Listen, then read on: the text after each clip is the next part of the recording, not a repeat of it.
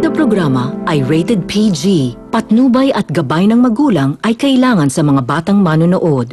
Sa ating huling sultado ng mga chika ngayong Biyernes, ang mga pinagpipistahang kontrobersya, mangunguna at siguradong bibida. Angelica Panganiban, inatake ng depresyon sa isyong naglilink sa kanya at kay John Lloyd Cruz. Derek Ramsey, ipinagtanggol ang girlfriend na si Angelica sa mga mapanirang balita. Jacqueline Jose, nagbigay na mainit na pahayag laban sa ina ni Albi Casino. Mga fans ni Charisse Pempenko, naasar kay Moats Whisker. Video incredible, may bonggang pasabog. Bayani at bayani, may pasisilip na kakaiba. Extreme Makeover Home Edition Philippines. Tuloy-tuloy ang pagbibigay pag-asa sa ating mga kababayan. Talentadong Pinoy. For kids na rin, Fidol's Wonderland. Patuloy pa rin tinututukan. At young superstar Julian Santos at megastar Sharon Cuneta. Magsasamang muli. Biyernes ng gabi, huling araw po ng ating pagsasama para sa linggo nito. May 11 at ito pa rin po siyempre ang Juicy. At bilang buwan naman ng handog direct, ang aking baon, gagayahin ko si Alex. Nagkaroon ako ng sighting. Nung Lunes ng hapon. Pinapahiram ko sa'yo. Yes, pahiraman ka. Sa Friday sa tabi ng Rembrandt. Birthday ni Elvi Torres, tinreat ko sila ni Tito Juncono. Nakita ko sa di kalayuan, magkakasama Angelica Panganiban, Joras Gamboa at Ketchup Eusebio. Magkakasama pala sila sa isang pelikula ngayon. Siyempre, happy-happy sila doon. Si Angelica, kahit walang makeup, isa sa pinakamagandang mukha sa showbiz. Ganda ng katawan, ang aliwalas ng mukha. At alam mo na meron siyang pinagdadaanan ngayon. Kasi napaka-bubbly ng batang ito eh. Pero nung makita niya ako, para siya naglambing na, Nay, parang ganon. Una, wala naman kasing katotohanan na meron silang ugnayan ni John Lloyd. Kaya naghiwalay sila ni Shaina. Kalokohan yon. Pangalawa, ang ako'y naniniwala at totoo, meron silang pinagdadaanan ni Derek, pero andun pa rin at naitago nila yung respeto sa bawat isa. Katulad nung si Derek na nagsasabi na, hindi totoo yun. Kilala ko ang girlfriend ko. Hindi niya kayang gawin sa akin yun. Di ba, Derek? Ang ganda ni Angelica. Kitang-kita mo talaga. Na ano talaga, kasi may pinagdadaanan nga siya. Di ba, Alex? Nakikita natin mga tweets ngayon ni Angelica ay...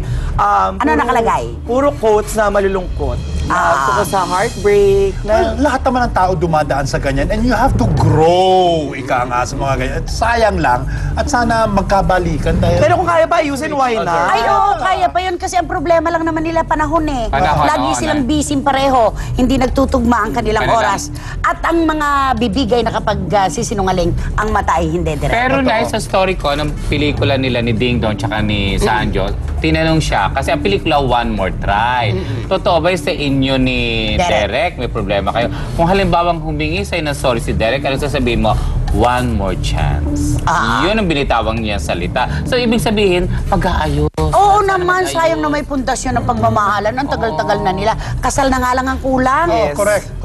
Kung mula nung nagsama sila, nag-baby sila, baka may tatlong anak na sila Nalala mo yung sabi nila, yung sabi ni Derek, na dalawa na naman ang pupunta ng relasyon nila is either kasalan or hiwalayan. Sana hindi pa tapos at hindi pa to ending. Okay, heto na po ngayon mga kapatid ang ating Express Pasabog Top 5. Express Pasabog Top 5. Video incredible, may bonggang pasabog. Bayani at bayani, may pasisilip na kakaiba. Unpredictable talaga ang mga nangyayari dito sa Video Incredible. Dahil matapos mag-host ni Mariel Rodriguez, Iwamoto at Wendell Ramos, ngayon ay si Bayani at bayani naman ang maghahari sa documentary show na ito. Ano nga kaya ang bago niyang ipapakita sa atin? Mapantayan kaya ni Bayani ang mga pasabog ng mga nauna nating hosts? At gaano nga kaya ka-extreme ang mga ipapakita niya this week? Kaya mga kapatid, tutok na sa unpredictable show ng bayan ang Video Incredible tuwing Linggo, 2:30 ng hapon, dito lang sa TV5.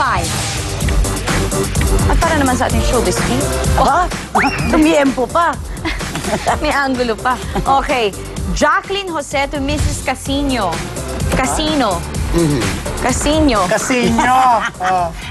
Nanay ni Albi? Okay. Kakainin mo ang mga salita mo. Ay, may pagkain ng salita. Sulat ni Nitz Mirales sa People's Tonight. Diretso at may diin ang mga binitawang salita ni Miss Jacqueline laban sa ina ni Albi. At ito ang ilan sa mga sinabi niya.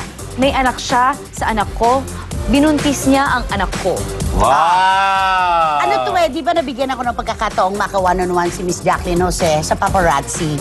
Sinabi niya talaga sa akin na nadidinig niya sa kabilang kwarto si Andy na iyak ng iyak dahil sinasaktan ng pisikal ni Albi. Ang sumbong kasi ang sabi kasi ng nanay ni Albi, huwag ka nang magsinungaling. You always tell me na alcoholic ang mami mo and sinasaktan ka. Parang ganon. At sinagot naman din ni Jacqueline, yung sabi niya gano'n, kung ako lasinggera, hindi ako makakapagtrabaho ng ganito. Alam ko kung saan ko ilalagay yung pag-inom ko. Kopyahin mo si Doña Trining sa Valiente. Paano niya sasabihin yun? Diba? Kung ako ay lasinggera, hindi ako Hindi, wala expression. makapagtatrabaho. So, ikaw ay lasinggera niyo. Yan. Pero ang galing, ano? Pero Pero napakagaling niya sa Valiente. Yes, and napatamig din ako sa sinabi ni Miss Rina Casino tungkol dun sa yung physically abused daw si Andy nung sila ni Albi. Dininay nila yun. Sabi nila once daw dun. Pero to defend, para i-depensa Pero lang daw ni Albi ang verbally kanyang daw. sarili. Verbally and physically, oo. And inamin yun ni Albi sa kanyang interview na nung umamin si Albi na siya nagbubuntes, nung umamin siya kay Albi na siya nagbubuntes na si Albi nga yung tinuturong ama, saka nagsimula yung 8 times daw sinutok at Sinuntok siya? Sinuntok, yes. Ay, habang Star buntis. Magic Ball, di ba? Inamin niya rin. Saka IC, direct, alisin na natin lahat itong mga argumentong to. May anak ka kay Andy pero hindi mo pinanindigan, tapos ang kwento. Oo. Yun lang, di ba? Yes, okay. At ito naman mga ka-precious na ating Express Pasabog Top 4. Express Pasabog Top 4.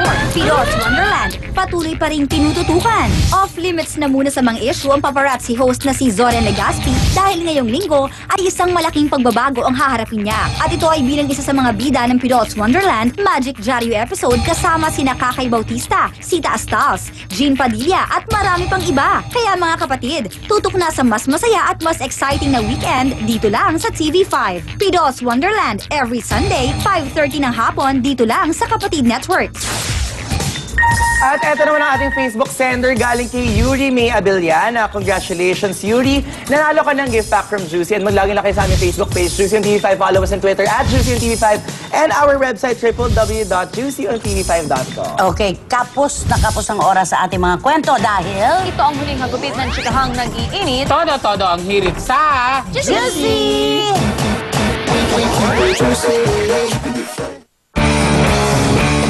Don't go away, magbabalik ang Juicy dito sa TV5.